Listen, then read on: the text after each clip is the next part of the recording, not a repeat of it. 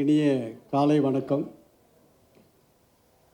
இந்த நிகழ்ச்சி கிட்டத்தட்ட 10 வருஷத்துக்கு அப்புறம் எங்கள் சகாக்கள் கூட இன்றைக்கி நான் இணையிறேன். இன்றைக்கி தேவராஜ் அண்ணன், சரவணன், இப்ராஹிம், இது மட்டும் பேர் தெரியுது, மீதி பேர்லாம் பேர் மறந்துட்டேன். உங்களை ஒரு 10 வருஷம் கழித்து இன்றைக்கி வந்து உங்களை பத்திரிகையாளர் சந்திப்பு நடத்துறதுல நான் ரொம்ப சந்தோஷப்படுறேன். நாசர் சொன்னார், நிறைய பேர் புது ஆளுங்களாம் வந்திருக்காங்கன்னாங்க. நானும் அங்கேருந்து இங்கே வந்த ஆள் தான். அதனால் உங்களில் ஒருவன் சொல்கிறதுல ரொம்ப சந்தோஷப்படுறேன். அடுத்தது, இன்று காலை எங்களோட அழைப்பை ஏற்று 18ஆம் ஆண்டு எடிசன் திரை விருதிற்கு அறிமுக விழாவிற்கு வந்திருக்கிற எனக்கு எல்லாமும் இருந்து உதவி செய்து கொண்டிருக்கிற டத்தோ ராதா ரவி அவர்களை வருக வருகன வரவேற்கிறேன். அவருக்கு ஒரு தனி சிறப்பு இருக்குது. 2005 2006 வந்து mytamilmovie.comனு ஆரம்பிக்கும் போது, அப்போது நடிகர் சங்கத்தில் வந்து என்னை வந்து ஊக்குவிக்கலை. அப்போது அண்ணன் தான் வந்து அவன் தமிழ் பேரில் .com ஆரம்பிச்சிருக்கிறான், அதனால் நாளைக்கு தவறாயிடும். அப்போ வந்து கேப்டன் வந்து தலைவராக இருந்தார். அப்போ வந்து இணையதளம் வந்து அப்போ வந்து 3வது இணையதளம். நான் ஃபஸ்ட்டு வந்து கலாட்டா ஆரம்பிச்சிருந்தாங்க, 2வது வந்து இந்தியா கிளிக்ஸ் ஆரம்பிச்சிருந்தாங்க, 3வது mytamilmovie.com. பத்மஸ்ரீ கமலஹாசன் அவர் தான் வந்து என்னோட நிகழ்ச்சியை அந்த இணையதளத்தை துவக்கி வச்சார். அப்போ வந்து போகும்போது நடிகர் சங்கத்தில் என்கரேஜ் பண்ணல. அன்றைக்கி என்னை கைப்பிடிச்சி இந்த சினிமா இண்டஸ்ட்ரியில் இவன் நடக்கணும், இவனை வந்து இந்த மீடியா துறையில் வரணும் அப்படின்னு எனக்கு வந்து முத கைப்பிடிச்சி உதவி செஞ்சவர் டத்தோ ராதாரவி. அவர் இல்லாத நிகழ்வே எங்களது தொடர்ச்சியாக இருக்கவே இருக்காது. ஈவன் எங்கள் அப்பா இறந்தபோது கூட ஏன் சொல்லலைன்னு சொல்லிட்டு எங்கள் கிராமத்துக்கே வந்தவர். அதனால் அவரை ஒரு நன்றியோடு அண்ணனை வரவேற்கிறேன். அடுத்ததாக டாக்டர் சிஎம்கே ரெட்டி.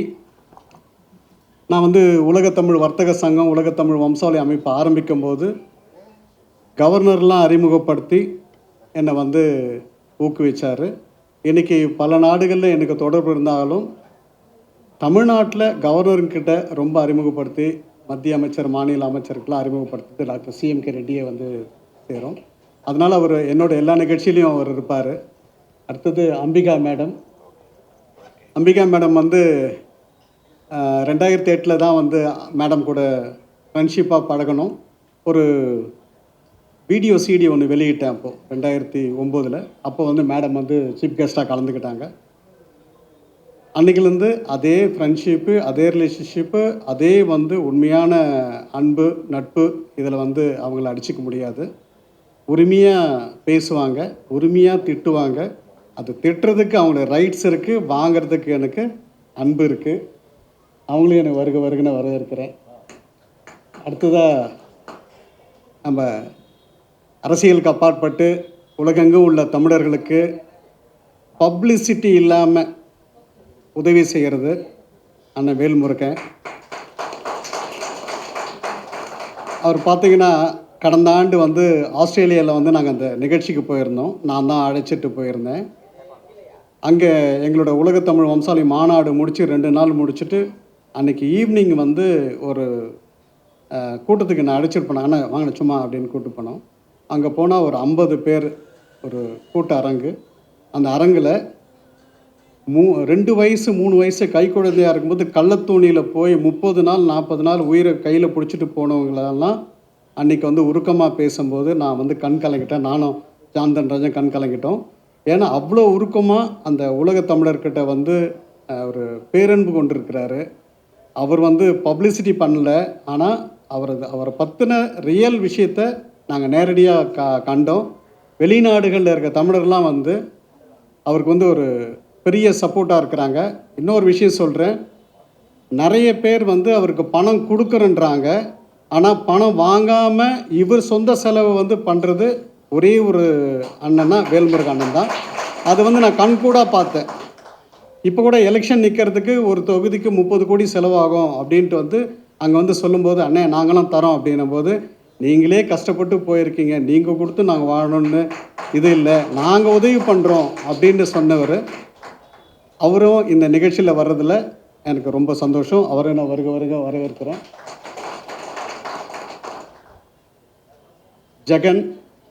ஜெகன் வந்து லாஸ்ட்டு எங்களுக்கு வந்து எல்லா விஷயத்துலையும் இருப்பார். அவரே ஸ்டேஜில் சொல்லுவார், செல்வா சார்கிட்ட வந்து ஜாயின் பண்ணிட்டோம்னா அவர் எல்லாரும் ஃபேமிலியாக வருவாங்க அப்படின்னாரு. அதனால் கிட்டத்தட்ட 5 வருஷம் அவர் வந்து எங்களுக்கு ஆங்கர் பண்ணியிருக்காரு. இருந்தாலும் எங்களோட அவார்டை வந்து இப்படி பண்ணலாம் அப்படி பண்ணலாம், ட்வீன் பண்ணுறது போகிறது வருது இப்படி செய்யலாம் அப்படின்னு சொல்கிறது, எங்கேருந்து நேமை செலக்ட் பண்ணுறீங்கன்னு சொல்கிறது எல்லாமே வந்து ஜெகன். அவரும் வரவேற்கிறேன். என் கண்முனை கூடியிருக்கும் என் குடும்பத்தைச் சேர்ந்தவர்களே, மேடையில் வாழ்த்த வந்திருக்கும் என்னுடைய அன்பு சகோதரர் வேல்முருகன் அவர்களே. ஏன்னா அவரையே எனக்கு ரொம்ப பிடிக்கும்னா, நம்மளை மாதிரி ஒரு துணிச்சல்காரரு, யாருக்கும் பயப்பட மாட்டார். அவர் பட்டதை சொல்லிடுவார். பட்டதை சொன்னதுனால அவர் நிறைய பட்டிருக்காரு, அது வேறு விஷயம். இருந்தாலும் அதெல்லாம் பற்றி கவலை இல்லாமல் பேசிக்கிட்டு இருந்தேன். அதனால் சொன்னார். அதே போல் என்னுடைய அதான் அந்த காலத்து ஜோடின்னு சொல்கிறதா இந்த காலத்து ஜோடின்னு சொல்கிறதா, அந்த காலத்து தான் ஜோடி அம்பிகா அவர்கள். நாங்கள் நடித்த படமெல்லாம் நல்லா ஓடிச்சு. இல்லை பேய் வீடு நாகம், அப்புறம் வீரன் வேலு தம்பி எல்லாத்துலேயும் பண்ணியிருக்கோம். எங்களுக்கு ஏன்னா என்னோட வந்து ஹீரோயின் செய்கிறதுக்குன்னு ஒத்துக்கிட்டு நடித்த ஒரே ஆளு தான். ஏன்னா இதெல்லாம் வந்து திருட்டுராஜாக்கள்லாம் வந்து கடல் கடந்து போனதுனால,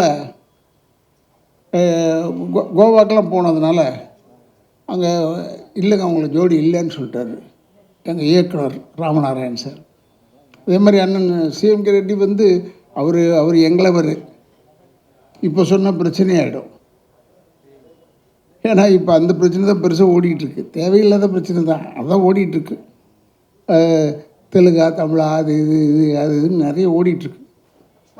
ஓடிட்டுருக்க நேரத்தில் நம்ம இதை சொல்ல தேவையில்லைன்றதுக்காக என்னுடைய அன்பு சகோதரர் சிஎம்கே ரெட்டி அவர்களுக்கும், மேலும் மாஸ்டரை பற்றி சொல்ல தேவையில்லை. செல்வம் மாஸ்டர் வந்து அவர் நான் நினச்சேன் கூப்பிட்டா வந்துடுவார் போல இருக்குன்னு கூப்பிட்டு பார்த்தேன். விலைவாசியை பார்த்தோன்னு ஐயோ வேணாம் சாமி, ஏன்னா நமக்கு அடிக்கிறதுக்கு தானே ஒரு ஆள், அது நம்ம பார்த்துக்கலான்னு சொல்லிவிட்டு. ஆனால் இவங்க யூனியன் எல்லாமே நம்ம நுழையவும் முடியாது, அது ஒரு கஷ்டம். ஆனால் அவருக்கும் என்னெல்லாம் எப்பயுமே வியப்பில் ஆழ்த்தி கொண்டிருக்கும் என்னுடைய அன்பு இயக்குனர் விக்ரமன் அவர்கள்.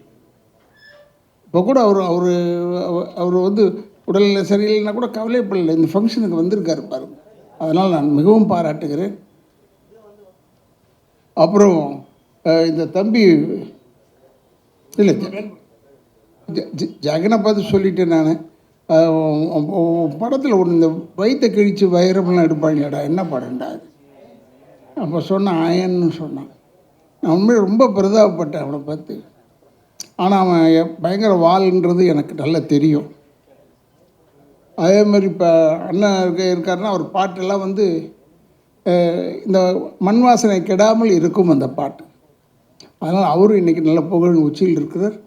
அதெல்லாம் நல்லா வளரணும். அதில் இந்த எடிசன் அவார்டில் வந்து கூப்பிட்ருக்காங்கன்னு போது நான் ரொம்ப பெருமைப்படுறேன். ஏன்னா செல்வகுமாருக்கு வந்து ஒரே ஒரு இளிச்சவாயன் நான் தான் நினைக்கிறேன். எப்போ கூப்பிட்டாலும் வந்துடுவேன் இருந்தால எடிசன்னு கூப்பிட்டா போதும். ஏன்னா தென்னிந்திய நடிகர் சங்கத்தில் இவருக்கு சரியான அங்கீகாரம் தரல. நாங்கள் அப்போ எலெக்ஷன் டைம் ஏதோ ஓட்டு போட்டுட்டு இருந்தோம்னு நினைக்கிறேன். அப்போ சகோதரர் விஜயகாந்த் வந்து எப்பயும் அவருடைய பேச மாட்டார், சொல்ல மாட்டார். எல்லாரையும் அனுசரிக்கக்கூடியவர். சும்மா வந்து தொந்தரவு பண்ணாதன்ற மாதிரி ஏதோ ஒன்று சொல்லிவிட்டார். அப்போ நான் கூப்பிட்டு சொன்னேன், டேய் எதிர்காலத்தில் அவன் பெரிய ஆளாயிட்டானா அப்புறம் நம்ம வணக்கம் சொல்ல வேண்டியதாக இருக்கும், எல்லாம் வேணாண்டா, விடு அவனை விடு. அவருடைய ஃபங்க்ஷன் எங்கே மலேசியாவில் கூப்பிட்டாரு போனாங்கன்னா எல்லாத்துக்கும் போனேன். ஆனால் அவர் ஒரு ராசி இருக்குது அவர்கிட்டையும். கல்யாணம் ஆகாத பெண்கள் யாராவது ஒரு கூப்பிட்டாருன்னா வந்துடுங்க ஃபங்க்ஷனுக்கு. ஏன்னா உங்களுக்கு இம்மிடியட்டாக கல்யாணம் ஆகிடும். நல்ல இடமா பார்த்து கல்யாணம் ஆகும், அதுக்காக சொல்கிறேன். ஏன்னா அதை நான் கண்கூடாவே பார்த்தேன். நான் சொல்கிறது மலேசியாவை பற்றி சொல்கிறேன், அவருக்கு தெரியும் யார் அந்த பெண்மணி, அதெல்லாம் தெரியும். எதுக்கு சொல்கிறேன்னா, ஒரு நல்ல உள்ளம் படைத்த மனிதன் இவ்வளோ பெரிய ஃபங்க்ஷன் செய்கிறது, அது பத்திரிக்கைக்காரங்களுக்கு முக்கியத்துவம் கொடுத்து செய்கிறது முதல் ஃபங்க்ஷன் இதுதான் நான் பார்த்தது வரைக்கும். நான் ஒருவேளை வந்திருக்கேனா இல்லையான்னு தெரியல, நான் நிறைய வந்திருக்கேன். பட் இவர் வந்து பத்திரிக்கைக்காரங்களுக்கு சக மரியாதை தரக்கூடிய ஒரே மனிதன் செல்வகுமார் அவர்கள். உண்மையை பாராட்டுறேன். அவர் இப்போ இந்த எடிசன் 18th அவார்டு 18வது ஆண்டு அவார்டுன்னு எனக்கு ஆச்சரியமாயிடுச்சு. ஓ, இந்த ஆளோட பழகி நமக்கு 18 வருஷம் ஆயிடுச்சா? அடேங்க அப்பா, எவ்வளோ நாள் ஓடி போச்சு பாருங்கள்.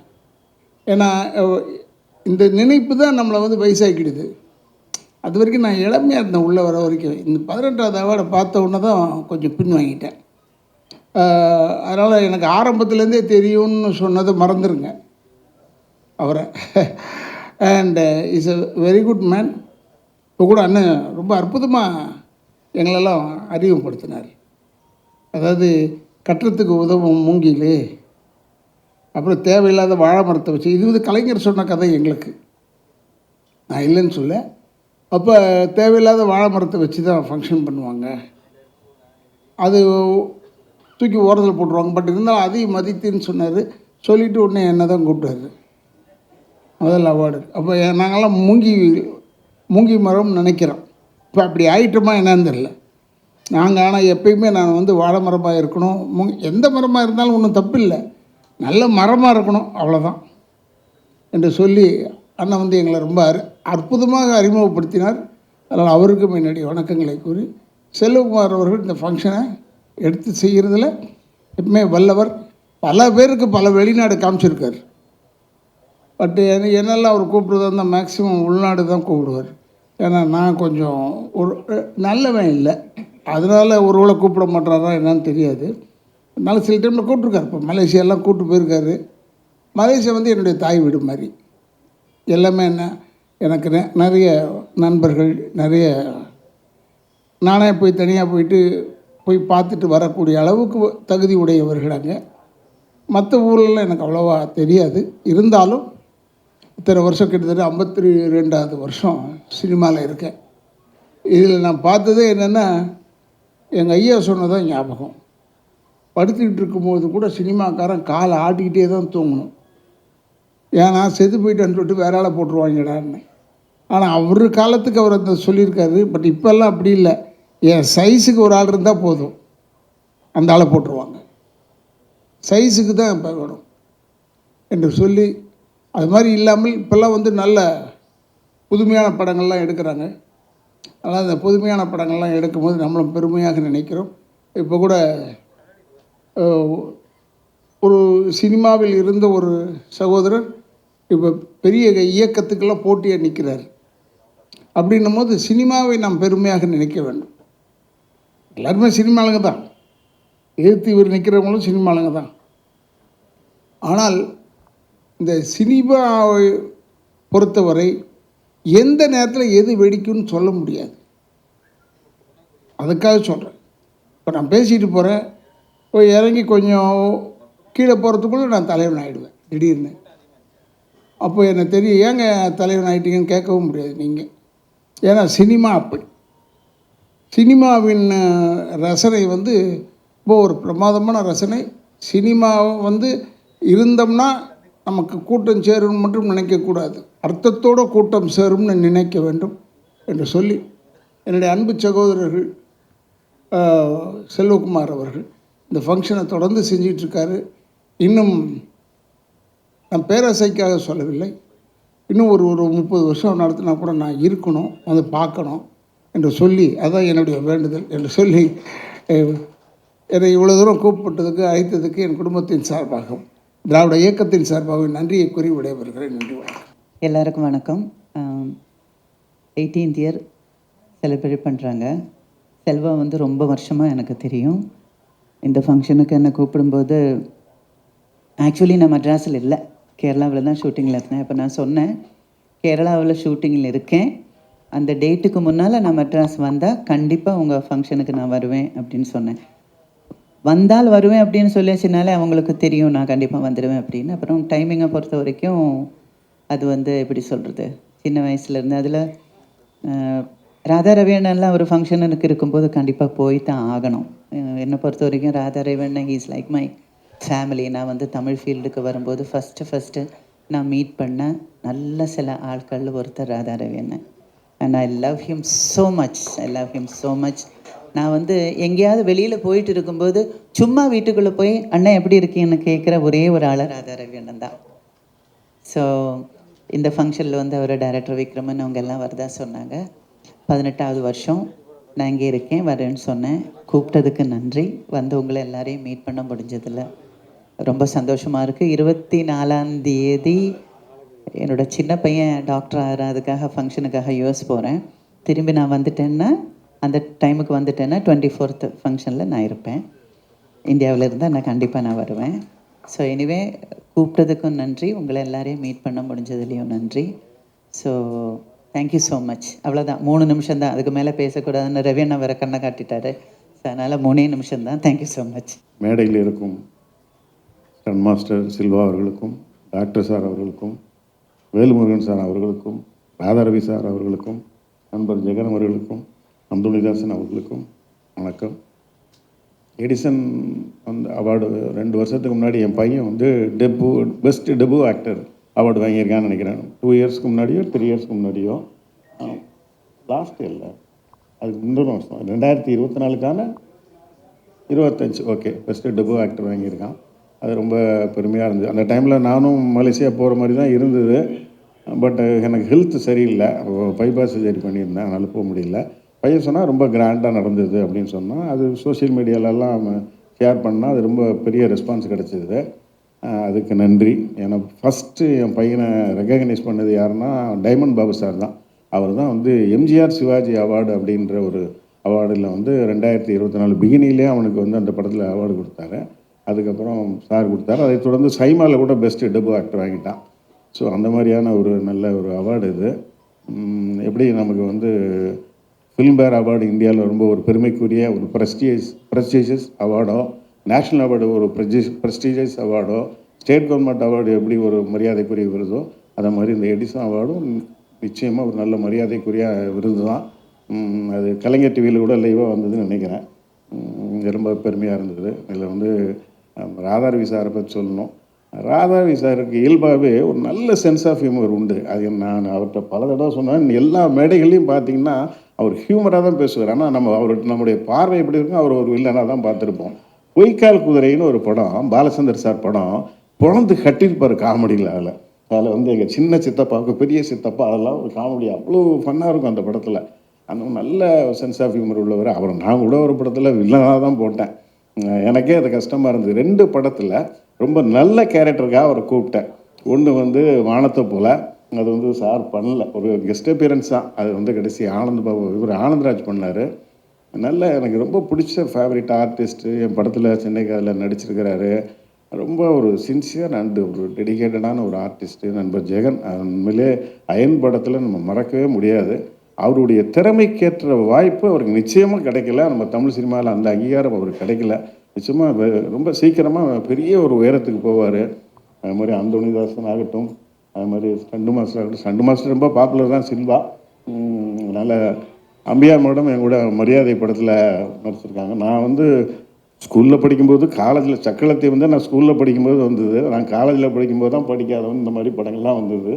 அப்புறம் என் படத்துலேயே அவங்க நடிச்சிருக்கிறாங்க. இருந்தாலும் அவங்க டைரக்டருக்கு ரொம்ப மரியாதை கொடுக்கக்கூடிய ஒரு ஆர்டிஸ்ட்டு. இந்த விருது வந்து ரொம்ப ஹாப்பியாக இருக்குது. இப்போ வந்து பையன் ஒரு படத்தில் 2 படத்தில் நடிக்க போகிறான். எப்படி நீங்கள் பெஸ்ட்டு டெபு ஆக்டர் அவார்டு வாங்கினானோ, ஐ எம் ஷுவர் இன்னும் ஒரு 1 or 2 இயர்ஸில் பெஸ்ட் ஆக்டர் அவார்டு என் பையன் வாங்குவான். அந்த நம்பிக்கை எனக்கு இருக்குது. நீங்கள் எல்லாம் சப்போர்ட் பண்ணுங்கள். நன்றி, வணக்கம். எல்லோருக்கும் வணக்கம். 18வது விருது விழாவை நெருங்குகின்ற எடிசன் எடுக்கின்ற இந்த விழாவிற்கு வாழ்த்த வருகை தந்து மேடை அலங்கரித்து கொண்டிருக்கின்ற பெரியவங்க எல்லாத்தையும் வணங்கிக்கிறேன். முன்னாடி இருந்து எங்களை வாழ வச்சுக்கிட்டு இருக்கிற பத்திரிகை ஊடகத்துறையை சேர்ந்த அத்தனை நல்ல உள்ளங்களையும் ரசிகர்களுக்கும் எனது அன்பார்ந்த நன்றியை தெரிவிச்சுக்கிறேன். எனக்கு ரொம்ப சந்தோஷமாக இருக்குது. இந்த விழாவுக்கு என்னை அழைச்சதுக்காக செல்வகுமார் சாருக்கும் எடிசன் குடும்பத்தாருக்கும் நன்றியை தெரிவிச்சுக்கிறேன். பாராட்டு அப்படிங்கிறது எனக்கு தெரிஞ்ச வரைக்கும் நான் அதிகம் படிக்கலை. குழந்தையா இருக்கும்போது நம்ம அந்த குப்புத்துக்கிறோன்னு சொல்லுவாங்க, மல்லாக்க படுத்திருக்கிற குழந்தை குப்புத்த ஒன்று கை தட்டுவாங்க, அதை பார்த்தோன்னா அதுக்கு ஒரு சந்தோஷம் வரும். அதுக்கப்புறம் தவிக்கிற நிலை வரும்போது தங்கம் உடியாந்துரு செல்லம் உடியாந்துருன்னு சொல்லும்போது அது அப்படியே இந்த பாராட்டு குழந்தையிலேருந்து ஆரம்பிக்குது. அது கலைஞர்களுக்கு கூடுதலானது. நான் கரகாட்ட கலையிலேருந்து வளர்ந்தவங்கிறதுனால நான் ஒரு கிரவுண்டுக்குள்ளே போய் நிற்கிறேன்னா அந்த இடத்துல நான் ஒரு பாடுனா அதுக்கு கை தட்டுறது, நான் இப்போ காமெடி பண்ணால் சிரிக்கிறது, அதுதான் எனக்கு பெரிய பாராட்டாக தெரிஞ்சிச்சு. அதுக்கப்புறம் இந்த உலக மேடைன்னு வரும்போது இந்த மாதிரி விருது விழாக்கள் தான் அதுக்கு முக்கியமாக இருக்குது. இதெல்லாம் அந்த கலைஞர்கள் வந்து அடுத்தடுத்து திறமையை வளர்த்துக்கணும், அடுத்தடுத்து நல்ல நிலைமைக்கு போகணும் அப்படிங்கிறத அவங்க நினைக்கணுங்கிறதுக்காக தான் இந்த பாராட்டு விழாலாம் நடத்துகிறத நான் கருதுகிறேன். அந்த மாதிரி இந்த கலைஞர்கள்லாம் நல்லா இருக்கணும் அப்படின்னு நினைக்கிற எடிசன் குடும்பமும் செல்வகுமார் சாரும் நல்லா இருக்கணும்னு நான் வேண்டிக்கிறேன். எங்களெல்லாம் கௌரவப்படுத்த நினைக்கிற உங்களுக்கு கடவுள் கௌரவப்படுத்துவார் அப்படின்னு வேண்டிக்கிறேன். நன்றி வாய்ப்புக்கு. மேடையில் சந்திக்கிறேன். தமிழ்நாட்டில் வந்து ஒரு கல்யாணம் தான் பண்ணணும், ஒரு மனைவியோடு தான் இருக்கணும்.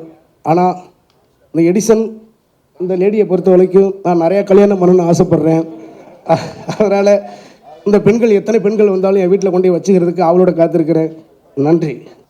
பத்திரிகை நண்பர்கள் அனைவருக்கும் அண்ணன்களுக்கும் வணக்கம். மேடையில் கொண்டிருக்க பெரியவங்களுக்கும் எனக்கு பெரிய வணக்கம். முதல்ல பத்திரிகை உங்ககிட்டேருந்து நான் ஒரு விஷயம் சினிமாக்காரன்னா நான் கற்றுக்க விரும்புகிறேன். 10 மணிக்கு ஈவெண்ட்டுன்னு போட்டிருந்தாங்க. நான் 5 நிமிஷம் லேட்டு. ஆனால் நான் கடந்த 10 வருஷமாக பார்க்குறேன், நம்ம தமிழ் சினிமாவில் எந்த ப்ரோக்ராமே ரைட் டைமுக்கு ஆரம்பிக்கிறது இல்லை. ஆனால் பத்திரிகை நண்பர்கள் எல்லாரும் கரெக்ட் டைம் வரீங்க. நீங்கள் அதுக்கு முன்னாலே செட் பண்ணுறீங்க. I think we all should learn the discipline from you. So ரொம்ப ரொம்ப நன்றி. Thank you so much. இது எதுக்கு சொல்கிறேன்னா, சமீபத்தில் என்னோட படம் மரகதமலை ஆடியோ லான்ச் வந்து பிரசாத்தில் நடந்தது. 7 மணிக்கு ஃபங்க்ஷன் சொன்னாங்க. 8 மணி வரைக்கும் ஆரம்பிக்கவே இல்லை. யாரோ வரணும் வெயிட் பண்ணாங்க. இன்ஃபேக்ட் சம் நண்பர்கள் விழுந்து உங்களுக்காக வெயிட் பண்ணோம், ஆரம்பிக்க மாட்டீங்களான்னு கேட்டாங்க. அப்படி சொன்னால் கூட அவங்க எல்லாம் பொறுமையாக ஷோ முடிகிற வரைக்கும் இருந்தீங்க. So on behalf of the film industry I like to thank you so much for all this support. ரொம்ப ரொம்ப நன்றி.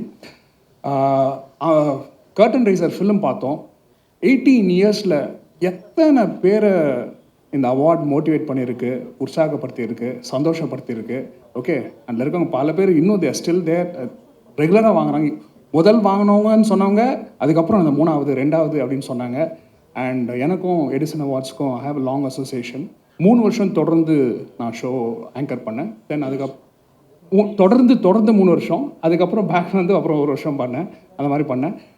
அந்த மாதிரி எடிசன் அவார்ட்ஸு நடிகர்களெல்லாம் சந்தோஷப்படுத்திருக்கலாம், உருவாக்கியிருக்கலாம், மோட்டிவேட் பண்ணியிருக்கலாம். பட் எடிசனோட மெயின் யூனிக்கே என்னென்னா, இந்த ஷோவில் வந்து ஆங்கர் பண்ணால் அந்த பெண்களுக்கு உடனே கல்யாணம் நடக்கும். நான் முதல் அஞ்சனாவோட தான் ஷோ ஆங்கர் பண்ணேன். எனக்கு அவங்களையும் தெரியாது. ரொம்ப very nice, very intelligent girl, ரொம்ப ஜாலியாக பண்ணோம். அந்த ஷோவில் அவார்டு வாங்க வந்தவர் தான் கயல் சந்திரன். அடுத்த வருஷம் அவார்டு பண்ணால் அவர் என் ஹஸ்பண்ட் இருந்து. இதுனா ராசி. அது மாதிரி 2-3 பேர் பல பேருக்கு செட்டப் ஆகிருக்கு. இது வந்து மேட்ரி. இன்ஃபேக்ட் அடுத்த ஃபியூ இயர்ஸில் இது வந்து நீங்கள் டைவர்சிஃபை பண்ணால் எடிசன் அவார்ட்ஸ் matrimony.com வச்சா கூட I think can take off. ஏன்னா இணையத்தில் is very well versed. Edison அவார்ட்ஸோட ஃபஸ்ட் இதுன்னா, நான் ஃபஸ்ட்டு ஆங்கர் பண்ணும்போது அப்போ தான் ராதாராமன் ஃபஸ்ட்டு டைம் நேரில் பார்க்குறேன். அவர் வந்து பார்க்குறேன். அவருக்கு எனக்கு அவர் நல்லா தெரியும் போது வாடா அப்படின்னு சொல்லி நல்லா பேசினார். அப்போ அந்த மேடையில் ஞாபகம் தெரில, எனக்கும் மறந்து போச்சு. அப்போ சொன்னார், இப்போ இருக்க ஆண்கள் பசங்கள்லாம் வந்து வேலண்டைன்ஸ் டே இதெல்லாம் கொண்டாடுறாங்க. அப்போ அவர் வந்து யாரோ ஒருத்தர் சொன்னார், ஒரு சுதந்திர போராட்டம் அப்படி அவங்களோட பிறந்த நாளை நீங்கள் கொண்டாடுங்க அப்படின்னு மென்ஷன் பண்ணார். அப்போ நான் இறங்கும்போது சொன்னேன், அண்ணே எங்கே நீங்கள் சொல்லிட்டீங்க, ஃபஸ்ட்டு நீங்கள் உங்கள் சின்ன வயசில் இதெல்லாம் பண்ணிங்களான்னு கேள்வி கேட்டேன். சிரிச்சிட்டே கீழே இறங்கி வந்தார். அண்ட் ஒரு நடிகனா நேற்று வந்து ஐ ரியலைஸ் சம்திங். நேற்று வந்து காமெடி ஒன்று பார்த்துட்ருக்கேன், கவுண்டமணியான காமெடி, 6 கொலை 6 முகம்னு அதில் ரோல் பண்ணிருக்காரு. தென் ஐ நோட்டிஸ்ட், இப்போ வந்து இந்த பாயிண்ட்டை வந்து I am giving it to all the actors. என்ன மாதிரி ஆக்டர்ஸ்லாம் ஒரே மாதிரி ஒரே மாதிரி கெட்டப்பில் இருக்கும். இதெல்லாம் டிஃப்ரெண்ட்டாக சிம்பிளாக ஒரு கெட்டப் ஒன்று மாற்றணும் அப்படின்னா நான் பண்ண வேண்டியதெல்லாம் ஒன்றுமே இல்லை. I have to go and just see all ராதாராவியன்ஸ் மூவி ஃப்ரம் அமரன் எல்லா படத்துலையும் பார்க்கலாம். சிம்பிள் கெட்டப் லைக் அண்ணாமலை ஆகட்டும், சின்ன மாப்பிள்ளை ஆகட்டும். நேற்று படத்தில் அந்த படம் பேர் எனக்கு தெரில, நான் பார்க்குற ஏதோ ஒரு முகத்தில் வித்தியாசமாக இருக்கணும். பெரிய மீசை சாது, பெரிய மீசை, இங்கே இதில் வந்து ஒரு சின்ன முடி வச்சுருக்காரு. You have seen some people முகத்தில் முடி இருக்கும், அது ரொம்ப சட்டிலாக வச்சுருக்காரு. That's what is making this man so different. And ராதாரவினோட சென்ஸ் ஆஃப் ஹியூமர் சொன்னாங்க. பல படங்கள் இருக்குது. ஒன் ஆஃப் மை ஃபேவரட், பார்க்காதவங்க I mean especially its generation போய் பாருங்கள். சின்ன மாப்பிள்ளைன்னு ஒரு படம், பிரபு அண்ணனும் அவங்க நடிச்சது. இஸ் டைமிங் இன்ஃபேக்ட் அந்த படத்தை வந்து ஈ ஹோல்ட்ஸ் இட்ஸ் அ சிம்பிள், ஒன்றுமே இல்லை, ஆள்மாறாட்டம் கதை தான். ஆனால் this man holds the movie like எனக்கு. அப்புறம் ஆரம்பிக்கும் போது அண்ணன் சொன்னார் லைக் ஓட்டிங் இதில் தான் பண்ணது. அண்ணா அவர் சொன்னார் 23ஆம் தேதி ஓட்டு போட்டிங்க அப்படின்னு. நல்ல காலம் அந்த ஓட்டில் பண்ண மாதிரி எக்ஸிட் போல் கருத்து கணிப்பு வெளியிடாமல் இருந்தீங்கன்னா இதுக்கு நல்லதுன்னு நினைக்கிறேன். ஓகே, அது அண்ட் அடுத்து Ambika ma'am and I still I'm a big fan of அந்த 7 நாட்கள். அண்ட் எப்படி அந்த மேலே போய் அந்த பாட்டு சொல்லி கொடுக்குற சீனா அந்த மாதிரி நடிக்க இப்போ ஐ டோன்ட் நோ ஆக்டர்ஸ் இருக்காங்களான்னு தெரில. அண்ட் பை த வே வேல்முருகண்ணா thank you so much. Okay, and doctor thank you sir. நான் உங்களுக்கு பின்னால் உட்காந்துட்டே இருந்தேன், நான் பார்க்குறேன் ஓ எங்கள் உலக நாயகன் பல கேரக்டர் எல்லாம் ஸ்டடி பண்ணியிருந்தார். எனக்கு இப்போ தான் தெரிஞ்சுது அவர் பல்ராம் நாயுடு எங்கேருந்து பிடிச்சாருன்னு. ஓகே, நம்ம டாக்டருக்கு என்ன கொடுத்துருக்காரு. Thank you sir. It was exactly like I mean I was கண்ணு முடிக்க நானும் இன்னும் அந்தோனி தாஸ்னா தான் கேட்டிருந்தோம். அண்ட் ராதாரவி என்ன சொன்னார், அதாவது எடிசன் அவார்ட்ஸில் ஒன் திங் ஐ நோட்டீஸ் என்னென்னா தேர் ஆர் ரெகுலர்ஸ். ராதாராணி அண்ணன், அடுத்தது நான், அடுத்தது அந்தோனி தாஸ். ஸோ அண்ணன் வந்து இணைச்சவான்னு சொல்லிட்டாரு, பட் நான் அப்படி சொல்ல மாட்டேன். I think I am very fortunate to be in good books and friendship of Selva அண்ணன். அவர் is a very kind man. ஏன்னா நான் இந்தியன் 2 படம் ரிலீஸ் ஆகும்போது அதாவது ரிலீஸ் ஆன நாள்லேருந்தே என்ன ஆச்சுன்னு உங்கள் எல்லாருக்கும் தெரியும். அப்போது போன வருஷம் ஃபோன் பண்ணிட்டு ஜெகன் இந்தியன் 2 ரோலுக்காக நான் அவார்ட் தரேன் வா அப்படின்னாரு. அதை நான் எப்படி எடுத்துக்கிட்டேன்னா, இப்போ தோனி வந்து 5 வருஷம் கப்பு ஜெயிச்சார், போன வருஷம் லாஸ்ட்டு. அப்போ எல்லாரும் இன்னும் கூட நம்ம தோனிக்காக மேட்ச் போயிட்டோம், டீம்லேயே இல்லை மேட்ச்சில் போயிட்டுருக்கோம்ல. அப்போ வந்து கவலைப்படாதா, நீ வந்து திருப்பி ஏஞ்சி வருவ அப்படின்னு தட்டி கொடுக்குற மாதிரி தான். அந்த அவார்டை வந்து நான் பெருசாக ரோல் பண்ணுறதுக்காக வாங்க போல், என்னை யாரும் மோட்டிவேட் பண்ணுறதுக்கு there someone they to fall back on to get me up அப்படின்றதான் போய் வாங்கினேன். Thanks Selva, thank you so much. And Mrs Selva thank you so much. I think அவங்க கண்ணாடி போடலன்னு நினைக்கிறேன். நானும் அப்போதுலேருந்து என்னையே பார்க்குறாங்கன்னு வச்சு கைட்டே காட்டுறேன், பார்த்துனே இருக்காங்க. Thanks so much. And Vikram அண்ணன் அஃப்கோர்ஸ் ஸ்கூல் படிக்கும்போது big fans of his movie. எங்கள் வீட்டு பக்கத்தில் உட்லண்ட் சைட்லலாம் சூரியவம்சம் வந்துச்சு. அந்த சூரியவம்சம் படம் சிம்ஃபனியில் பார்த்தேன், சிம்ஃபனி தேட்டரில். ஓகே, உங்கள் படம் சிம்ஃபனி தேட்டரில் ஒரு மேட்யூ ஷோ பார்த்துட்டு you are so mood. I think all his works very enjoyable. Thank you so much. எனது முன்னோடிகள் அனைவர்களுக்கும் என்னோட மனமார்ந்த வணக்கங்களும் வாழ்த்துக்களும். மேடையின் முன்பக்கமாக அமர்ந்திருக்கும் அனைத்து பத்திரிகை நண்பர்களுக்கும் மீடியா நண்பர்களுக்கும் என்னோட வாழ்த்துக்கள். முக்கியமான ஒரு விஷயம் என்ன அப்படின்னாச்சுன்னா, நாங்கள்லாம் இங்கே இவ்வளோ தூரம் வளர்ந்து நிற்கிறோம். வளர்ந்து நின்னாலும் அந்த முதல் படத்தினுடைய அவார்டு முதல்ல யார்கிட்ட இருந்து அவார்டு கிடைக்கும், யார்கிட்ட இருந்து ஒரு வாழ்த்து கிடைக்கும் அப்படின்னு வெயிட் பண்ணுறது. பார்த்திங்கன்னா டைரக்டர் முதல்ல சூப்பராக பண்ணிட்டீங்க அப்படின்னு சொன்னாலும் டைரக்டர் தவிர மீதி யாராவது ஒருத்தங்களை நம்மளை அப்ரிஷியேட் பண்ணிட மாட்டாங்களா அப்படின்னு ஒரு நினைப்பு எப்பவுமே இருந்துக்கிட்டு இருக்கும். அது எந்த ஷார்ட் பண்ணாலும் சரி, எந்த படம் பண்ணாலும் சரி.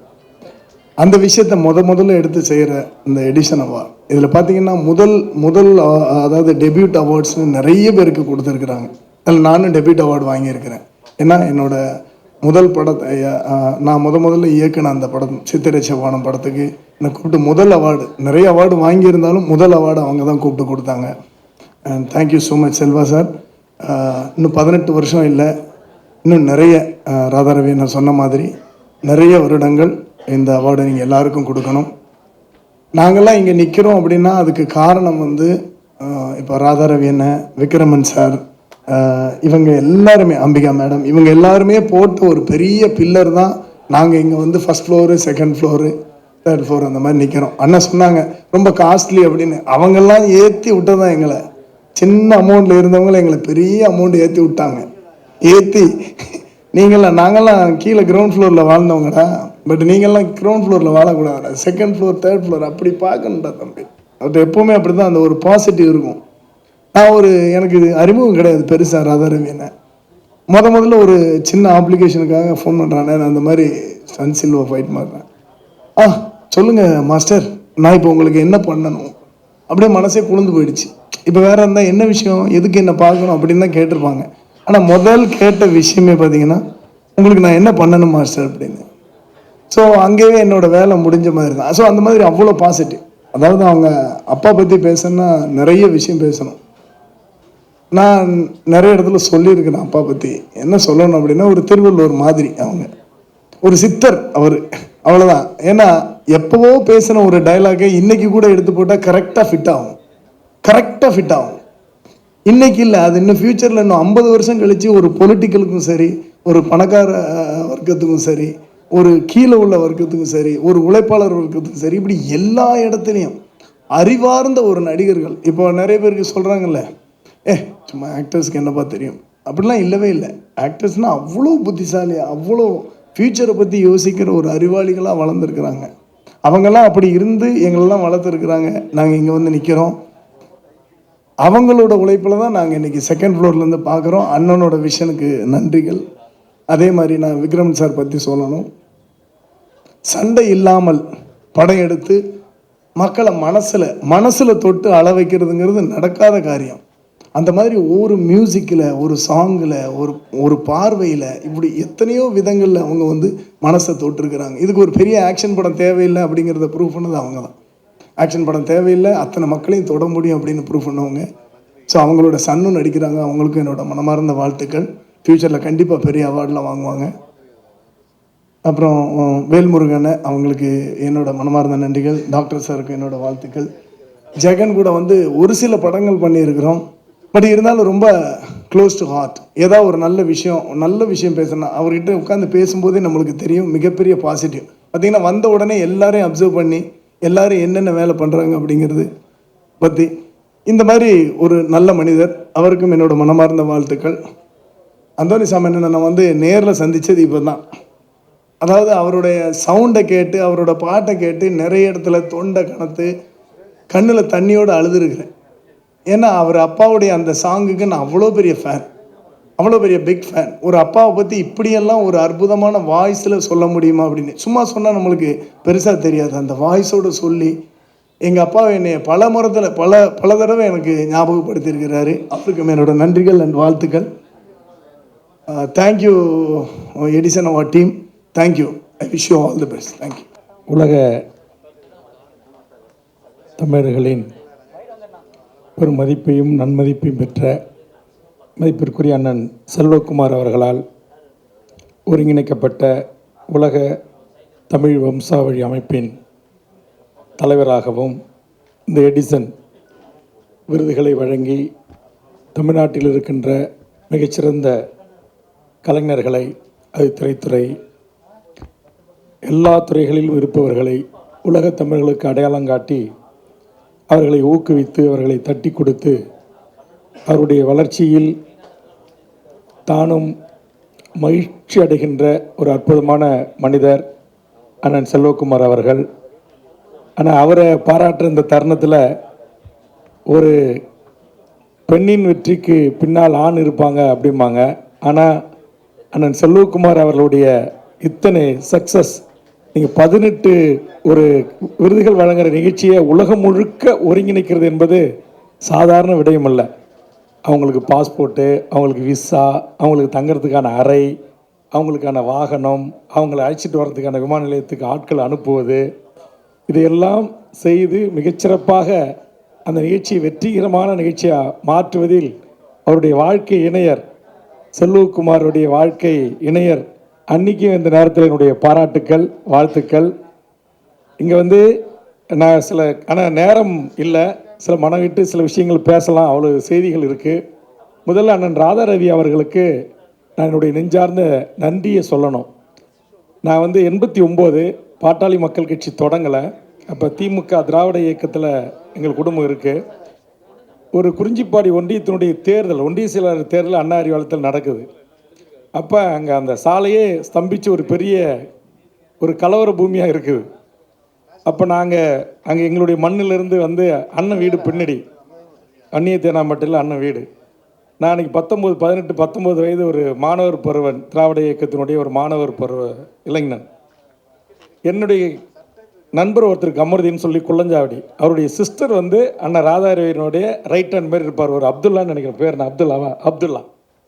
அவர்கிட்ட வந்து இந்த மாதிரி இங்கே ஒரு அசம்பாவம் நடந்து போச்சு, அதனால் நம்ம ஆளுங்கள்லாம் வெளியிலேருந்து வந்திருக்காங்க, கொஞ்சம் பாதுகாப்புக்காக இங்கே எப்படி சென்னை இந்த புவியியல் அமைப்பு எங்களுக்கு தெரியாது, கிராமத்துலேருந்து வந்திருக்காங்க, நிறைய பேரை பஸ் வச்சு கூப்பிட்டு வந்திருக்கோம், ஏதாச்சும் பண்ணிட்டு போகிறாங்க, அதனால் அடைக்கலம் அவர்களுக்கு ஏதாவது ஒன்று ஏற்பட்டுச்சுன்னா அப்போ எங்களை அண்ணன் ராதாரவி அண்ணன் வீட்டுக்கு கூப்பிட்டு போகிறாங்க.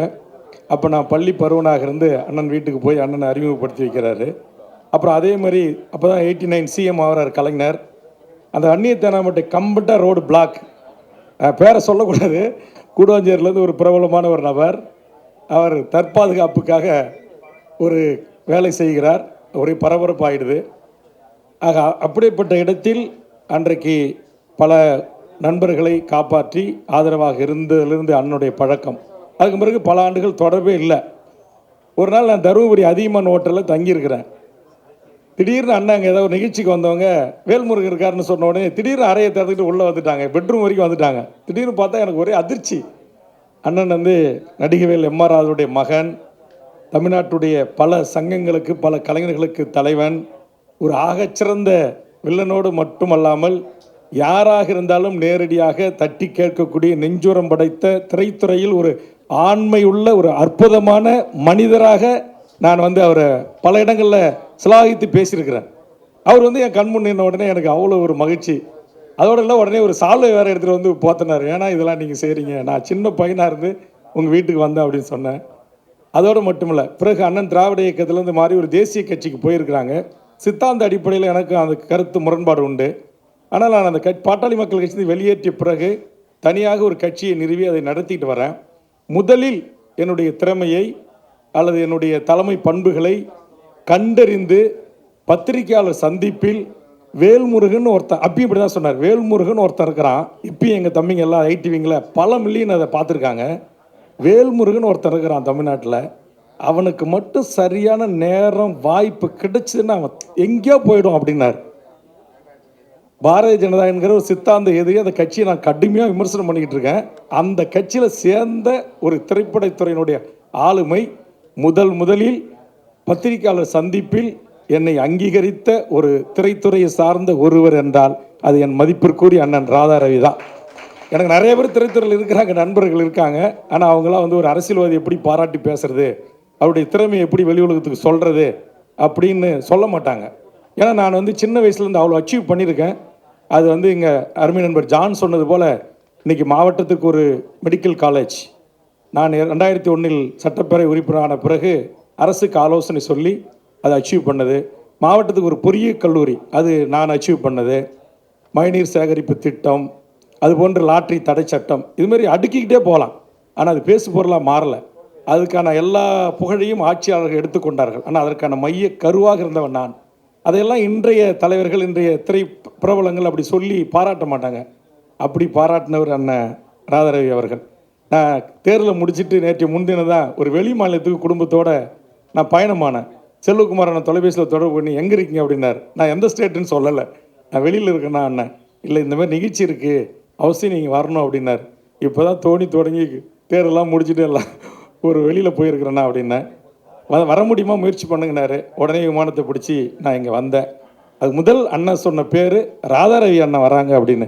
நான் கொஞ்ச நாளைக்கு முன்னாடி அண்ணன்கிட்ட ஃபோன் பண்ணி, அண்ணா உங்களை சந்திக்கணும், பேசணும், என்னை நமக்கு அதிகமான நெருக்கம் இல்லை, பழக்கம் இல்லை, ஆனால் பல இடங்களில் நீங்கள் என்னுடைய பேரை மென்ஷன் பண்ணி எனக்கு கூறி அங்கீகாரத்தை கொடுக்குறீங்க, இது பெரிய, இது யாருமே செய்யாத ஒன்று, அதனால் உடம்புலாம் நல்லா இருக்கேன்னா ஒரு நாளைக்கு வீட்டுக்கு வரணும் அப்படின்னு சொல்லி ஒரு 3 மாதத்துக்கு முன்னாடி தான் ராதாரவி அண்ணன்கிட்ட பேசினேன். அவரே இங்கே வரேன்னாரு, அப்போ பார்க்க வரேன்னேன். அடுத்தது அம்பிகா மேடத்தை சொன்னாங்க. நான் பள்ளி பருவனாக இருக்கும்போது அவங்களுடைய படங்கள், அவங்களுடைய சிஸ்டர் ராதா படங்கள் இதெல்லாம் பார்த்தேன். 14 வயசு 15 வயசு பையனாக இருக்கும்போது. அதுலேயும் இந்த படிக்காதவனில் அந்த ஒரு ஃபியேட்டு காரில் அந்த பெட்ரோல், அந்த அது ஏதோ ஒன்று வயிற்றில் கற்பனை தாய் மாதிரி எடுத்துகிட்டு வருவாங்க, சாராய், அதான் சொல்லக்கூடாதுன்னு சொல்ல வரேன். அதனால் அவங்களுடைய நடிப்பு, எங்கள் அண்ணன் ஒருத்தர் இருக்கிறார், அவங்களுடைய தீவிர ரசிகர், வீட்டிலலாம் இவங்களுடைய படங்களை ஒட்டி வைப்பாங்க. அப்படியேப்பட்டு இப்போ வந்த பிறகு தான் தெரியும் இந்த ஹோட்டலே அவங்களுக்கு தான் அப்படின்னு. உண்மையாம்மா? பேர் தானா? பரவாயில்ல, ஹோட்டலே உங்களுக்கு தான் இருக்கணும்னு விரும்புகிறேன், மகிழ்ச்சி. ஆனால் ஈசிஆர்லாம் சொன்னாங்க நிறைய இடங்கள். நான் ஒரு வீடு பார்க்க போகும்போது அங்கே நிறைய இதெல்லாம் யாருது அப்படின்னா எல்லாம் அம்பிகா மேடுது அப்படின்னாங்க. உண்மையிலே அப்படி இருக்கணும். ஏன்னா அவங்க வந்து உழைச்சி கஷ்டப்பட்டு அந்த காலத்தில் அக்காலம் தங்கியும் நடித்து தமிழ்நாட்டு மக்களின் மனங்களை வென்று ஒரு மிகப்பெரிய கதாநாயக நடித்த ஒருவர், தன் உழைப்பின் மூலம் சம்பாதித்து பொருளீட்டி வாழக்கூடிய நடிகர். அவங்க வராங்க அப்படின்னு சொன்னாங்க. விக்ரம் அண்ணன் வராங்கன்னு எனக்கு சொல்லவே இல்லை. ஆனால் அவர் விக்ரம் அண்ணன் மேலே எனக்கு ஒரு மிகப்பெரிய மரியாதை. ஏன்னா தமிழ் திரைப்படத்தில் ஒரு ஆபாசம் இல்லை, இரட்டை வசனம் இல்லை, அருவருக்கத்தக்க காட்சிகள் இல்லை, அற்புதமான படைப்பாளி நம்முடைய அண்ணன். அதனால் அவர் இவங்க எல்லாரையும் நான் ஒரு மேடையில் சந்திக்கிறேன். ஸ்டென் மாஸ்டர் சிவாவை பற்றி இந்த பிரச்சாரத்தில் நிறைய இடத்துல பேசியிருக்கிறேன். அவரை பற்றி பேசலாம், அவர் பேரை சொல்லி இல்லை. ஆனால் இந்த ஸ்டென் நடிகர் யாரோ ஒருத்தர் பாடுறாங்க, ஒருத்தருக்கு பேர் வாங்குறாங்க, யாரோ அடி வாங்குறாங்க, வாங்குறாங்க, ஒருத்தர் கதாநாயகராக இருக்கிறாங்க. அதனால் நீங்கள் வந்து மக்களுக்கான தலைவர்களை நீங்கள் வந்து திரையில் தேடாதீங்க, தரையில் தேடுங்க அப்படின்ற அடிப்படையில் உங்களுடைய அந்த தியாகத்தை போற்றியிருக்கிறேன். அதேமாரி நம்முடைய இவருக்கு நக்கல் நையாண்டி பிடிச்சவர்னு தான் அவருடைய சில அந்த வார்த்தைகள்லாம் வந்து ரொம்ப ஜெகன் அற்புதமான ஒரு கலைஞர், ஒரு பன்முக ஆற்றல் உள்ளவராக வளர்ந்துட்டு வந்துடுறாங்க. அந்தோணி அண்ணன், அறிவுமதி அண்ணா அவரை பற்றி என்கிட்ட சொல்லியிருக்காரு. அறிவுமதி அண்ணா என்னுடைய உறவினர், எங்கள் ஊருக்காரரு. சின்ன பொண்ணு அவர் தான் அறிமுகப்படுத்தினார். அதனால் இந்த முகம் இன்றைக்கி உலகம் பூரா பேசு பொருளாக மாறி இருக்கு. இதெல்லாம் வந்து உண்மையிலேயே தமிழர்களுக்கு நான் வந்து உலக தமிழரின் வாழ்வுரிமைக்காக தமிழக வாழ்வுரிமை கட்சி நடத்திருக்கிறேன். ராதாரவி அண்ணா, அம்பிகா, சிஎம் ரெட்டி, டாக்டர்லாம் சொன்னாங்க அவர் தெலுங்கு சம்மேளனத்துக்கு ஒரு கட்சியை நடத்துகிறார். நீங்கள் கவலைப்படாதீங்க, தமிழக வாழ்வுரிமை கட்சி தமிழருக்கான அரசியலை செய்கிறது. அதில் இந்த மண்ணில் வாழ்கின்ற மொழி வழி சிறுபான்மையாக இருக்கிற இந்த மண்ணின் வளர்ச்சிக்கு, இந்த மண்ணின் மேன்மைக்கு, இந்த நாட்டின் உயர்வுக்காக பாடுபட்ட அத்தனை பேரும் தமிழராய் ஏற்கிற ஒரு கட்சி தான் தமிழக வாழ்வுரிமை கட்சி. நாங்கள் வந்து பிளட்டு டெஸ்ட்டு அதெல்லாம் பண்ணுறதில்லை. ஆனால் சமூக நீதியை சொல்லுவோம். அவரவர்களின் எண்ணிக்கைக்கு ஏற்றவாறு கல்வி, வேலைவாய்ப்பு உரிமை, அரசியல் அதிகார உரிமை இருக்க வேண்டும் என்று சொல்லக்கூடியவர்கள். மொழியால் பிரிதொரு தாய்மொழி கொண்டவர்களை தெலுங்கர்கள் என்றோ அல்லது மலையாளிகள் என்றோ அல்லது அவர்கள் வேறு தாய்மொழியை கொண்டவர்கள் தமிழ்நாட்டை விட்டு வெளியேறுங்கள் என்று சொல்லுகின்ற அரசியல்வாதி நான் அல்ல என்பதற்காக இங்கு பதிவு செய்கிறேன். ஆனால் என்னை பொறுத்த வரையில் தமிழக வாழ்வுரிமை கட்சி என்பது இந்த தமிழர் நிலத்தில் வாழ்கின்ற அனைத்து மக்களின் வாழும் உரிமைக்காகவும் உலகம் முழுவதும் வாழ்கின்ற தமிழர்களின் வாழும் உரிமைக்காக தொடங்கப்பட்ட ஒரு அரசியல் பேரியக்கம். இங்கு ஜாதி கிடையாது, மதம் கிடையாது. இந்த இயக்கம் இந்த மண்ணில் வாழ்கின்ற அனைவருடைய மேம்பாட்டுக்காக, அனைத்து உயிரினங்களுக்காகவும் அவரவர்களின் வாழும் உரிமைக்காகவும் போராடுகிற ஒரு இயக்கம்தான். அதனால தான் செல்வகுமார் அண்ணன், குமரேசன் போன்றவர்கள் என்னை அரசியல்வாதியாகவே பார்க்குறதாவே இல்லை. அது ஆஸ்திரேலியாவுக்கு அழைத்த போதும் சரி, மலேசியாவுக்கு அழைத்த போதும், பினாமுக்கு அழைத்த போதும் சரி, அவர்கள் எங்கெல்லாம் அழைக்கிறார்களோ அங்கெல்லாம் போய் நான் நின்று அங்கே என்னுடைய செயல்பாடுகள், உலகளாவிய சில செயல்பாடுகளை அவர்கள் தெரிந்து கொண்டிருக்கிறார்கள். எனக்கு விளம்பரம் இல்லை.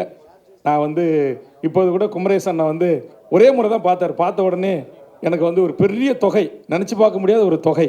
அவர் வந்து இந்த இந்தியன் இண்டஸ்ட்ரீஸ் அசோசியேஷனுடைய அந்த காமர்ஸ் அதனுடைய தலைவராகவும் இருக்கார், வைஸ் பிரசிடண்டாகவும் இருக்கார். என்கிட்ட ஆஸ்திரேலியாவில் வச்சு சொல்கிறார், அண்ணன் நான் ஒரு பெரிய தொகை உங்களுக்கு கொடுக்கணும், நீங்கள் இத்தனை கோடி ரூபாயே ஈழ தமிழ் மக்களுக்காக, புலம்பெயர்ந்த தமிழுக்காக செலவு பண்ணியிருப்பீங்க, அது ஒரு பங்களிப்பு அப்படின்னு சொன்னார். இல்லைண்ணா எனக்கு வேண்டாம், நான் இதுவரையிலும் யாருக்கிட்டையும் ஒரு ரூபாய் கூட என் பொது வாழ்க்கையில் நன்கொடை என்று கேட்டதும் இல்லை, வாங்கியதும் இல்லை. என் கட்சிக்காரருடைய உழைப்பு, என் உறவுகள், நண்பர்களுடைய உழைப்பு, அதற்கான ஒரு கட்டமைப்புகளை உருவாக்கி வருகிறேன். நேரங்காலம் வருகின்ற போது நான் கேட்பேன், அப்போது உதவி செய்யுங்கள் என்று சொன்னேன். ஒரே நாள் சந்திப்பில் ஒரு பெரிய தொகை, நினச்சா ஒரு சின்னதாக ஒரு பாதி படம் கூட எடுத்துடலாம், அவ்வளோ பெரிய தொகை. அதனால் நான் வந்து செல்வகுமார் அண்ணன் கூட சொன்னாங்க, நமக்கு நிறைய கான்ட்ராக்ட்ஸ் இருக்குது, அதான் ஹெல்ப் தேவை சட்டமன்ற தேர்தலுக்கு அப்படின்னாங்க. இல்லைண்ணா நான் சமாளிச்சிட்றேன் அப்படின்னா. எதற்காக இதை சொல்லுகிறேன் என்று சொன்னால், இன்றைக்கி எல்லாருடைய பேர் போய் கெடுத்துக்கிறது என்னென்னா, இங்கே எவ்வளோ நட்பாக இருப்போம். இந்த நட்பு ஏற்பட்ட உடனே அப்புறம் ஏதாவது ஒரு 2 நாள் கழிச்சு 10 நாள் கழிச்சு ஒரு ஃபோன் பண்ணி ரொம்ப கஷ்டப்படுறேன், ஏதாவது கொஞ்சம் ஹெல்ப் பண்ணுறேன், அதில் தான் முரண் வரும். இந்த நட்பு முரண் எங்கே வருது அப்படின்னா, இந்த குடுக்கல் வாங்கல தான் வரும். கொடுத்தா ஒரு நேரம் நல்லவன், கொடுத்து உதவி பண்ணிட்டு திருப்பி கேட்டால் கெட்டவன். ஆக இதனால தான் நான் வந்து நண்பர்கள்ட்டையும் வைத்துக்கொள்வதில்லை, பொதுமக்கள்கிட்டையும் வைத்துக்கொள்வதில்லை, வணிக நிறுவனங்களிடத்திலும் அப்படி எதையும் வைத்துக்கொள்வதில்லை, குறிப்பாக அந்த கார்ப்பரேட் பெரும் முதலாளிகள். அதனால் பெப்சி கோக் நிறுவனம் கங்கை கொண்டானில் தண்ணியை உறிஞ்சி விற்றாங்க. தாமிரபரணி தமிழ்நாட்டிலே தொடங்கி தமிழ்நாட்டிலே முடிகிற ஆறு, அதை எதிர்த்து மிகப்பெரிய போராட்டம் பண்ணி அம்மையார் ஜெயலலிதா போகக்கூடாதுன்னு என்ன சொன்னாங்க. மீறி போனேன். அப்புறம் அவங்களுக்கு தான் தெரியுமே, நான் சொல்கிறத கேட்காம மீறி போறியான்னு சொல்லி எனக்கு வந்து ஃபயரிங் ஆர்டர் கொடுத்து நட்டிச்சார்ஜ். நியூஸ் சேனலில் கூட பார்த்தீங்கன்னா தெரியும், அப்படியே ரத்தம் ஆறாக ஓடும். எனக்கு அன்றைக்கி விழுந்த அடி தான் முதுகெலும்பு, இன்னும் அதிக நேரம் உட்கார முடியாது. பிஸ்னஸ் கிளாஸை பற்றி ஜான் சொன்னார் நண்பர். பிஸ்னஸ் கிளாஸ் வந்து பணம் இருக்குன்றது பிஸ்னஸ் கிளாஸ் இல்லை. எனக்கு காவல்துறையினுடைய தடியடியில் எனக்கு முதுகெலும்பு அந்த ஃபைனல் கார்டு பாதிக்கப்பட்டது. அதனால் நான் அதிக நேரம் உட்கார முடியாது. அதனால தான் கடனை வாங்கியாச்சு பிஸ்னஸ் கிளாஸில் போய் அந்த நிகழ்ச்சி தமிழுக்கான அந்த நிகழ்ச்சியில் பங்கெடுக்கணும் அப்படின்றது என்னுடைய விருப்பம். அதனால் அந்த தண்ணியை உறிஞ்சி இது பண்ணும்போது அப்புறம் ஹைகோர்ட்டுக்கு அதே பொதுநல வழக்காக போட்டு இன்றைக்கி அதை நாங்கள் ஸ்டே பண்ணிட்டோம். அது பன்னாட்டு நிறுவனம். அந்த நிறுவனம் என்கிட்ட தமிழ்நாட்டிலேருந்து அரசியல்வாதி மூலமாக பல கோடிகள் பேசினாங்க. அதேமாதிரி கத்தி படம் லைக்கா ப்ரொடக்ஷன் இனப்படுகொலையாளன் அவருடைய பங்குதாரர் என்பதற்காக தடுத்து நிறுத்தினேன்.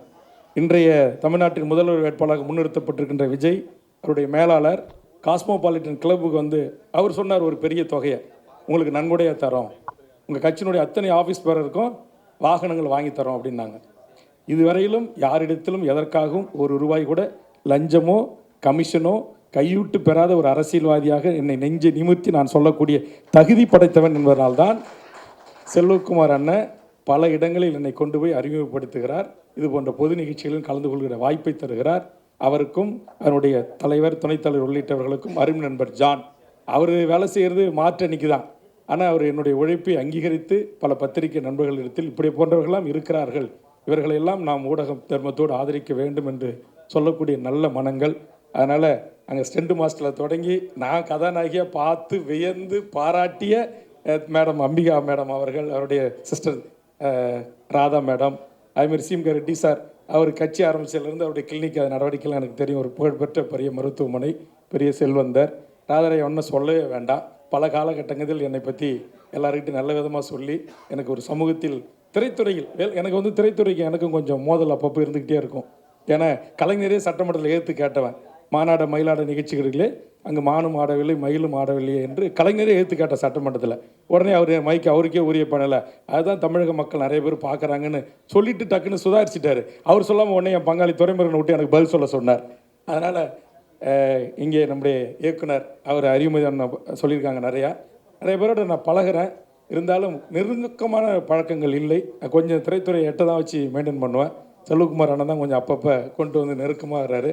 இந்த பத்திரிகையாளர் சந்திப்பின் ஊடாக அவங்க சொன்ன மாதிரி சரியான நேரத்திற்கு வந்து காத்திருந்தீங்க. நானும் அதேமாரி தான் 9:30 மணி வலசரவாக்கம் வீடு, அண்ணனுக்கு ஃபோன் அடிச்சுட்டேன், அண்ணன் தயாராக இருக்கேன் வரலாமான்னு. 10:20 ஏதோ ராகுகாலம் எம்மகண்டெல்லாம் பார்க்குறாங்க, 10:20க்கு நீங்கள் வந்தால் போதுனாரு. நான் 10:15க்கே வந்துட்டேன். நானும் நேரத்தை நிர்வாகத்தை சரியாக கடைபிடிக்கக்கூடிய என்பது உங்களுக்கு தெரியும். அந்த வகையில் உங்களுடைய குழுவுக்கும் உங்களை பின்புலமாக இருந்து எல்லா துன்பங்களையும் தாங்கி இதுக்கு எல்லாத்துலேயும் இருக்கிற அண்ணியை தான் நான் பாராட்டணும். ஏன்னா நீங்கள் நல்லா கோட் செட் போட்டு வந்து மேடையில் பேசிடுறீங்க. ஆனால் பாவம் அவங்க பின்னாடி இருந்து ஒவ்வொரு வெளிநாட்டு பயணங்கள் நான் இதுக்கு முன்னாடியே சொன்ன மாதிரி தான் இத்தனை அதை பார்க்கும்போது அந்த நீங்கள் போட்டிங்கள அந்த விஷுவல் இத்தனை கதாநாயகிகள் இவ்வளோ பெரிய ஆளுமைகளை வர வச்சு, அது சில பேர்லாம் வந்து ஏசி ஒர்க் ஆகலை, இல்லை கொஞ்சம் லிஃப்ட்டு 2 படி ஏறி போகணும் அப்படின்னா கோச்சிப்பாங்க. இவங்களை எல்லாரையும் சரி பண்ணி இத்தனை நாடுகளுக்கு இப்போ கூட ஜப்பானில் வேறு அண்ணன் அடுத்த மாநாட்டை அறிவிச்சிருக்கிறீங்க. ஆனால் எல்லாரையும் எல்லா நாட்டுக்கும் அழைச்சி அந்த விசா ப்ராசஸ் எல்லாத்தையும் பண்ணி எல்லா நாட்டு தூதர்களோட ஒரு நட்பு பாராட்டி அந்தந்த மாநில முதலமைச்சர்கள் பிரைம் மினிஸ்டர்களோட ஒரு நல்ல நட்பை உருவாக்கி தமிழ்நாடு அரசு எந்த அரசாக இருந்தாலும் அவர்களோட ஒரு கான்ட்ரவர்சி இல்லாமல் இந்த விருதுகளை வழங்கி இவர்களை கௌரவித்து அடுத்தடுத்த தலைமுறையை உருவாக்குவதற்கு ஊக்கமளிக்கின்ற உங்களுடைய மகத்தான பணிக்கு என்னுடைய வாழ்த்துக்களையும் பாராட்டுகளையும் சொல்லி, இயக்குனர் விக்ரம் சார், நீங்கள் நல்லா நீண்ட நெடி ஆயுளோட வாழணும். எல்லாருமே மேடையில் இருக்கிறவங்க, குறிப்பாக உங்கள் மகனை பற்றி சொன்னீங்க. நீங்கள் தமிழ் திரையுலகத்திற்கு, தமிழ் சமூகத்திற்கு, தமிழ்நாட்டிற்கு, திரைத்துறைக்கு நல்லதையே நினைத்து நல்லதையே செய்த ஒரு அற்புதமான இயக்குனர் உங்கள் மகன். நீங்கள் விரும்பியது போல் ஒரு மகத்தான ஒரு கலைஞனாக நடிகனாக வருவார். இயற்கை உங்களுக்கு தோள் கொடுத்து துணை நிற்கும் என்பதை இந்த நேரத்தில் தெரிவித்து, வருகை தந்த அனைத்து பத்திரிகை ஊடக நண்பர்களுக்கும், இங்கே வருகிறேன் என்ற செய்தி அறிந்து மே தினத்தில் கொடியேற்று வந்து என்னோடு வந்த எம் கட்சியினுடைய நிர்வாகிகள், அத்தனை ஆளுமைகள், பத்திரிகை ஊடக நண்பர்கள் சிறப்பாக வந்த உடனே என்னை எல்லா மேனேஜர்லேருந்து ஜிஎம்லேருந்து எல்லாரும் வரவேற்றாங்க. சரி, அம்பிகா ஹோட்டல் மேடம் இருக்குது, மேடம் வந்திருக்காங்க, மேடம் தான் ஏதோ வேல்முருகன் வராரு, எம்எல்ஏ கொஞ்சம் பொலிட்டிக்கல் லீடர் வராரு, ரிசீவ் பண்ணுங்கன்னு சொல்லியிருப்பாரு, அதனால் இத்தனை பேர் ஓடி வராங்கன்னு நினச்சேன். இல்லை அவங்க சொல்லாமே இங்கே ஒரு புரோட்டோக்கால் ஒரு மறுமொழியாக வரவேற்ற அத்தனை ஊழியர்களுக்கும் நண்பர்களுக்கும் எப்போதும் நான் நெருக்கமாக இருக்கிற எனதருமை பத்திரிகை ஊடக நண்பர்களுக்கும் மூத்த திரைத்துறையை கவர் செய்கின்ற பத்திரிகை ஆளுமைகளுக்கும் என் நெஞ்சார்ந்த நன்றியை கூறி நிறைவு செய்கிறேன். நன்றி, வணக்கம்.